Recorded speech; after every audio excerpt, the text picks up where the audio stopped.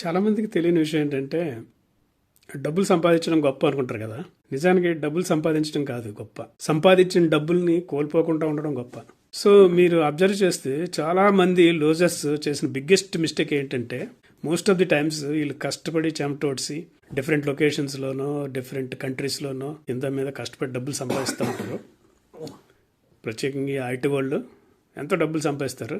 కానీ వీళ్ళు చేసే బిగ్గెస్ట్ మిస్టేక్ ఏంటంటే వీళ్ళు ఆ మనీని ప్రాపర్టీస్ కొనమనో లేదంటే ఇంకొకటి కొనమనో ఇక్కడున్న ఫ్రెండ్స్కో చుట్టాలకో మిత్రులకో పంపించి ఇక్కడ రిజిస్ట్రేషన్ చేపిస్తారు.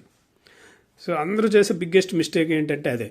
ఆ రిజిస్ట్రేషన్ టైంలోనే మనం కొంచెం ఇగ్నోర్ చేసి టెంపరీగా మన చుట్టాల పేరు మీదో ఫ్రెండ్స్ పేరు మీదో రిజిస్ట్రేషన్ చేస్తాం. మనకు రావడానికి కుదరట్లేదు, లేదంటే డిఫరెంట్ లొకేషన్లో ఉన్నాము, ఈ ట్రావెలింగ్ పాసిబుల్ కాదు, లేదు మల్టిపుల్ పేర్లతో రిజిస్ట్రేషన్ చేయాలంటే అది కాంప్లెక్స్, ఎక్కువ డబ్బులు అవుతాయని చాలామంది ఏదో తెలుగుగా తప్పించుకుంటాము, రిజిస్ట్రేషన్ ఫీజు తగ్గించుకుంటాము అని అనుకుంటారు. కానీ that is the biggest culprit. మీరు అన్నీ చేసుకొని అన్నీ అయిపోయాక ఎండ్ ఆఫ్ ది డే మీరు ఇక్కడికి వచ్చినప్పుడు ఏమవుతుందంటే ఒక 10 years తర్వాత 20 years తర్వాత ఎవరి చేత అయితే రిజిస్ట్రేషన్ చేయించామో అప్పటికి ఆ రేట్లన్నీ 50 రెట్లు 100 రెట్లు పెరిగిపోతాయి.